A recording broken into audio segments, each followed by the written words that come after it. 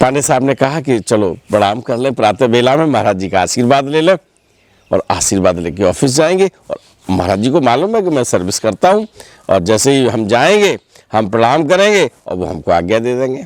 महाराज जी बोले, जाओ काम पर जाओ, यहाँ बेकार बैठे हो, क्यों बैठे हो, जाओ काम पे जाओ। सीनियर पूछते, क्यों भाई, आज क्या बात है पांडे साहब, कब की छुट्टी चाहिए?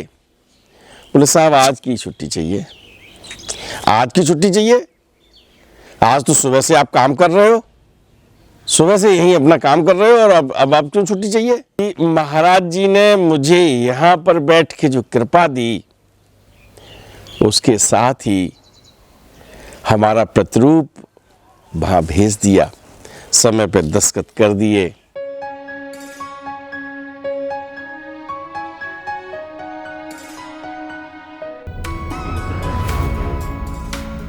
मित्रों नमस्कार, आप देख रहे हैं धर्मदृष्टि पत्रिका का यूट्यूब चैनल दस्तक मीडिया। मैं विनोद शुक्ल आपको सुनाता हूं बाबा नीम करौरी की अद्भुत गाथाएं। अद्भुत गाथाओं की श्रृंखला में आज हम आपको एक ऐसा प्रसंग सुनाने जा रहे हैं जो भगवान भक्त के लिए क्या क्या कर बैठते हैं, या भक्त जब पूरी तरह से आराधनामय हो जाता है तो भक्त के लिए भगवान कैसे तत्पर रहते हैं कि उसे जरा सा भी कष्ट ना हो, और उसके साथ भक्त की आस्था का एक पैमाना होता है वो भी नप जाता है। हालांकि बहुत छोटी छोटी घटनाएं हैं, और उन घटनाओं से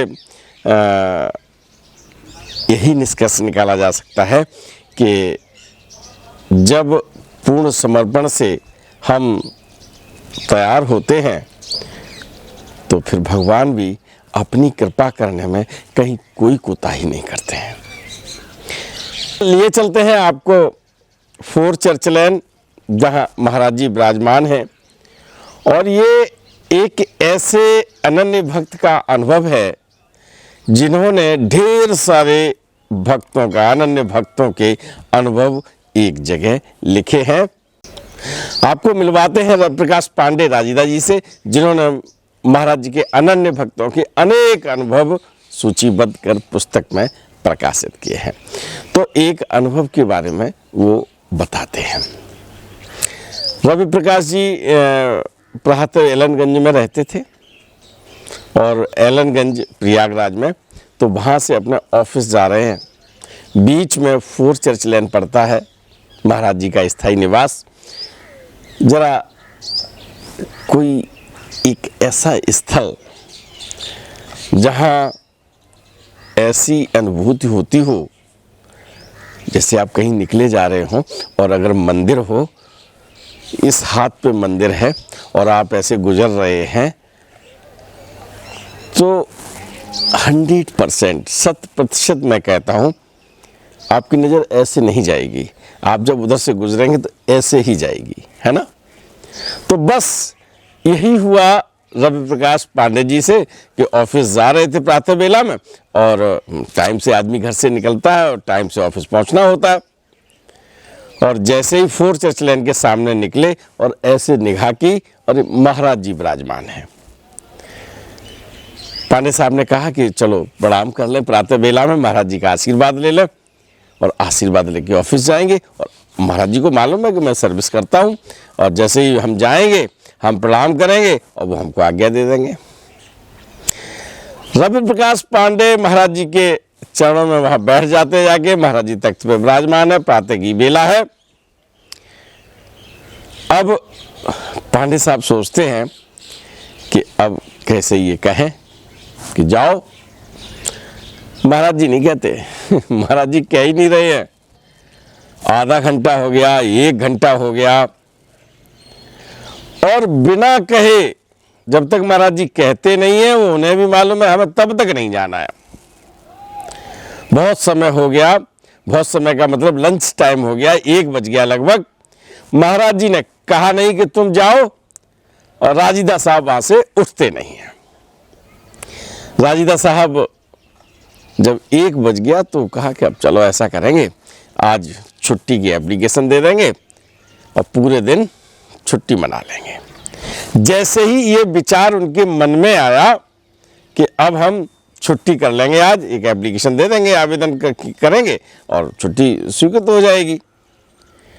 महाराज जी बोले, जाओ काम पर जाओ, या बेकार बैठे हो, क्यों बैठे हो, जाओ काम पे जाओ।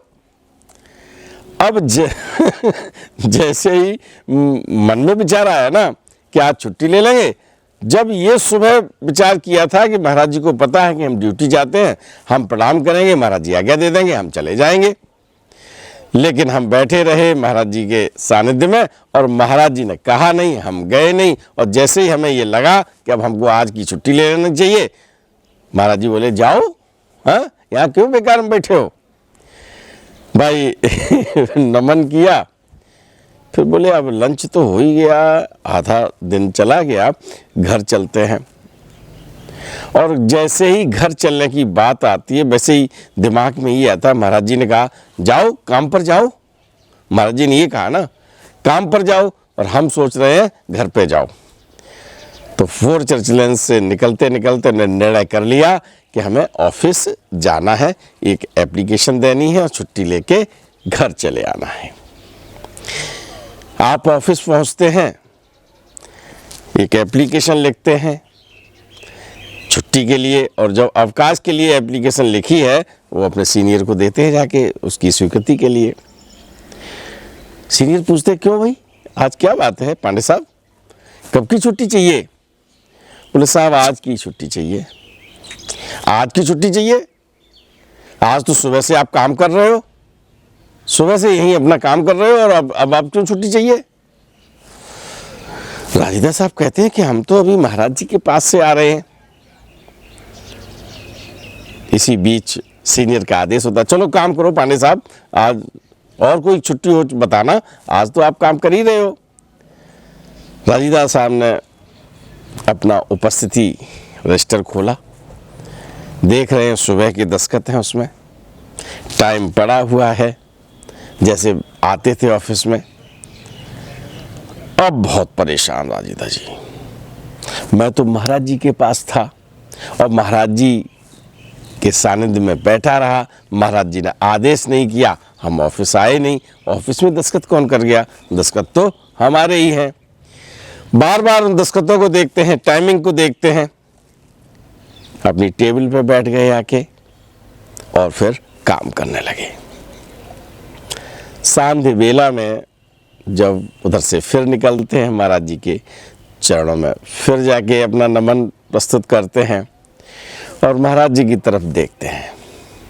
महाराज जी उनकी तरफ देखते हैं और बात कुछ होती नहीं है, क्योंकि राजीदा जान गए कि महाराज जी ने मुझे यहाँ पर बैठ के जो कृपा दी, उसके साथ ही हमारा प्रतिरूप वहाँ भेज दिया, समय पे दस्तखत कर दिए, है ना।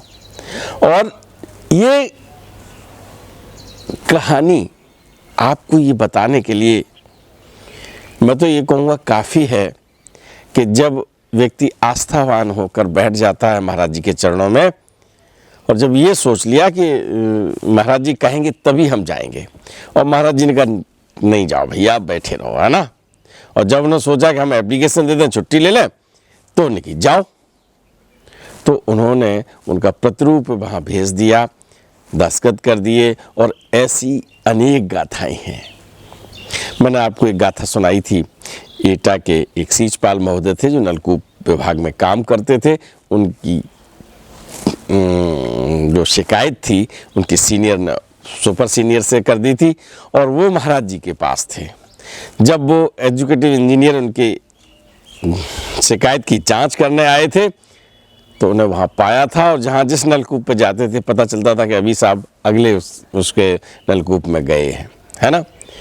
आपको याद होगा महाराज जी के अनन्य भक्त गुरुदत्त शर्मा, बहुत सारे चित्र हैं, रेलवे विभाग में काम करते थे, है ना, बल्कि वो महाराज जी के पास ही बने रहते थे। कौन कर रहा था उनकी ड्यूटी, है ना।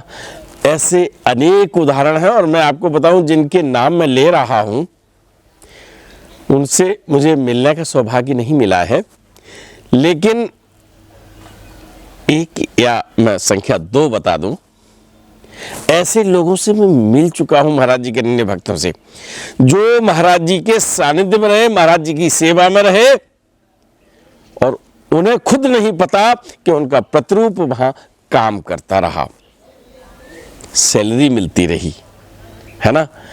तो ऐसी अनुकंपा तभी मिलती है जब पूरी तरह से व्यक्ति आस्थावान होकर विश्वास करने में कतई कोताही नहीं करता है, पूरी तरह से समर्पित होता है और ये जान लेता है कि अब जीवन नैया तेरे ही हाथ में है। और जब किसी पर एक, आपको मालूम बहुत उदाहरण है, द्रौपदी ने जब हाथ उठा दिए थे, है ना, तो कृष्ण भगवान ने चीर बढ़ा दिया था, है ना। तो बहुत सारे उदाहरण हैं जब समर्पित होकर व्यक्ति महाराज जी के चरणों में अपने जो जिसके प्रति आपको आस्था है उसको समर्पित हो जाता है, तो उसका जीवन का कल्याण हो जाता है। और मैं तो ये कहता हूँ आपसे, सही हूँ या गलत हूँ ये अब आप जाने, कि इस भवसागर से भी नैया पार करते हैं और वहाँ भी जहाँ हम सबको जाना है वहाँ भी उनकी नैया पार होती है। चल पड़े। राम राम।